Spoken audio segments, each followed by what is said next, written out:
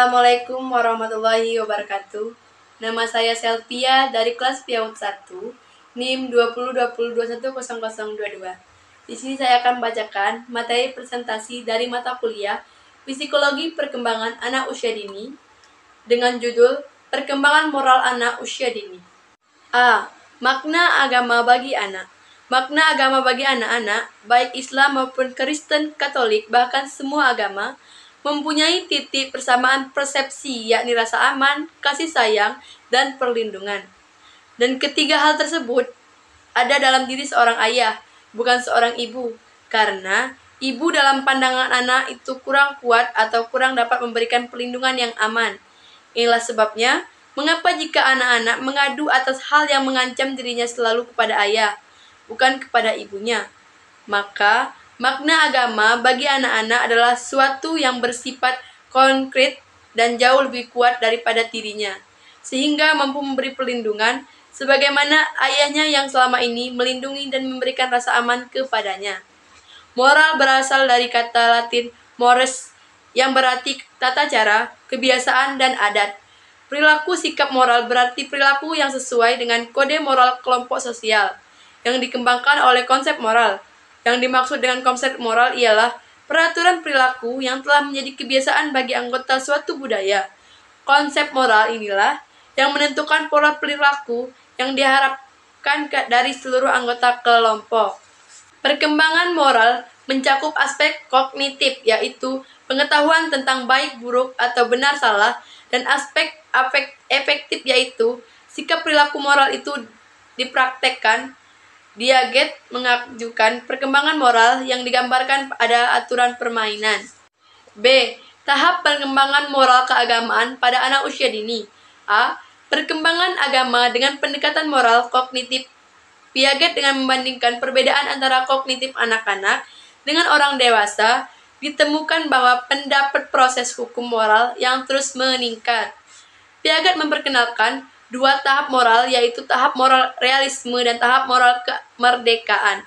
Piaget mempertanggungjawabkan kedua tahap moral tersebut melalui cerita atau kisah baik buruk. Kemudian, anak-anak diminta untuk mengatakan benar atau salah atas cerita yang diberikan tersebut. Kedua, tahap moral inilah yang menjadikan dasar tahap kognitifnya. Hal ini dimaksud agar anak-anak dapat memahami atau menafsirkan agama secara konkret, yaitu benar atau salah. Piaget juga mengusulkan sebuah teori perkembangan kognitif secara general melalui 3 tahap. Ketiga tahap perkembangan kognitif tersebut adalah yang pertama, tahap pra-operasional, yaitu 2-7 tahun. Pada tahap ini, anak belum mampu berpikir secara logis dan abstrak. Yang kedua, tahap operasional, usia 7-11 tahun. Pada tahap ini, anak-anak mulai menggunakan klasifikasi dan logika yang operasional. Tahap operasional formal atau setelah usia 11 tahun. Yang ketiga, pada tahap ketiga, anak mulai mengembangkan mental dan berpikir secara abstrak dan konseptual. B. Perkembangan moral Kohler-Berg. 1. Prakonversional, yaitu penekanan pada kontrol eksternal. 2. Orientasi pada hukum dan kepatuhan. Salah dan benar ditentukan oleh apakah ia mendapatkan hukuman atau mematuhi peraturan. Yang ketiga, orientasi instrumental relatif. Benar dan salah ditentukan oleh ganjaran atau hadiah atas perjuangannya. Yang keempat, konvensional menentukan pada kesenangan orang lain. Yang kelima, orientasi hubungan manusia, benar dan salah ditentukan oleh perbuatan seseorang di lingkungan sekitar. Yang keenam, orientasi pada pemeliharaan sistem sosial, benar dan salah ditentukan oleh pemeliharaan tatanan sosial. Yang ketujuh, akhir konvensional, penekanan pada pengakuan terhadap konflik dan alternatif. Yang ke-8, orientasi kontrak sosial, benar atau salah ditentukan oleh kesepakatan sosial. Yang ke-9, orientasi prinsip etis, benar dan salah ditentukan oleh adat istiadat internal. D. Tahapan pemikiran atau perkembangan beragama pada anak. Sedikit demi sedikit, memang berbeda dengan Herman justru menyimpulkan bahwa hanya ada 3 tahapan tentang pemikiran atau perkembangan beragama pada anak. Tiga tahapan tersebut adalah sebagai berikut. Yang pertama, tahap parental, yaitu usia 3-6 tahun. Pada tahap ini, anak mempresentasikan keadaan Tuhan yang menyerupai raksasa, hantu, malaikat bersayap, dan lain sebagainya. Yang kedua, tahap realistis, 7-12 tahun. Pada tahap ini, anak cenderung mengkonkretkan beragama. Tuhan dan malaikat dipersepsikan sebagai penampakan yang nyata. Mereka bagaikan manusia yang luar biasa dan berpengaruh pada kehidupan di bumi. Yang ketiga, tahap individualistik, yaitu 13-18 tahun. Tahap ini ditandai dengan adanya 3 kategori, yaitu ide beragama kolot, mistis, dan simbol. Pada tahap ini, anak sudah mulai menentukan pilihan terhadap model agama tertentu. Tabel perkembangan, nilai-nilai moral dan agama, anak usia dini.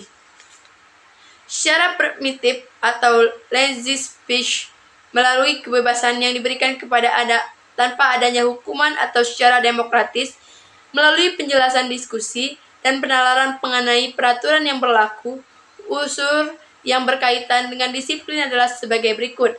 Yang pertama, peraturan sebagai pola yang ditetapkan untuk perilaku di mana anak hidup. Yang kedua, hukuman diberlakukannya apabila anak melakukan kesalahan ataupun bertindak yang tidak sesuai dengan nilai moral yang berlaku dalam masyarakat. Yang ketiga, penghargaan diberikan apabila anak melalui sesuatu dengan nilai ataupun norma yang berlaku. Mendidik anak dengan motivasi anak mengulangi perilaku yang baik dan benar sesuai harapan masyarakat. Yang keempat, konsistensi atau keajengan dalam melaksanakan aturan dan disiplin sehingga tidak membingungkan anak dalam mempelajari sesuatu benar atau salah, baik ataupun buruk. C. Cara meningkatkan perkembangan agama pada anak. Berikut ini terdapat beberapa stimulasi untuk meningkatkan perkembangan agama pada anak. A. Melibatkan anak dalam kegiatan keagamaan secara langsung dapat memberikan kesan khusus dalam diri anak tanpa melakukan nasihat-nasihat Islami yang seringkali justru tidak dipahami pada anak. B. Membiasakan ketaatan beribadah. Untuk membina ketaatan beribadah pada anak usia dini, sebaiknya tidak berlaku dijelaskan secara detail mengenai kewajiban beribadah, seperti salat 5 waktu dan sunnah-sunnah lainnya dalam berbagai aktivitasnya. C. Pembacaan kisah Quran dan Nabawi. Sebagian telah ditemukan di dalam bahwa pembacaan kisah atau dongeng dapat mengasah imajinasi dan sosial emosional anak. Adapun imajinasi itu sendiri merupakan pola berpikir kreatif yang mampu mengantarkan pesan tertentu secara cepat dan mendalam. D. Didikan kesolehan sosial. Perkembangan keagamaan yang baik akan berpengaruh pada perilaku sosial yang baik pula. Oleh karena itu, pola pendidikan anak pada anak usia dini tidak boleh dipisahkan dari nilai-nilai moral yang berlaku di masyarakat setempat. Atas dasar ini, pendidikan agama pada anak perlu diaktualisasikan dalam kehidupan sehari-hari, seperti berbakti kepada kedua orang tua, suka menolong, rela berbagi mainan, menghormati yang lebih tua, dan sebagainya. Adapun sejumlah faktor yang mempengaruhi perkembangan moral anak. 1. Peran hati nurani atau kemampuan untuk mengetahui apakah yang benar dan salah. Apabila anak dihadapkan pada situasi yang memerlukan pengambilan keputusan atau tindakan yang harus dilakukan. 2. Peran rasa bersalah dan rasa malu apabila bersikap dan berperilaku tidak seperti yang diharapkan dan melanggar aturan.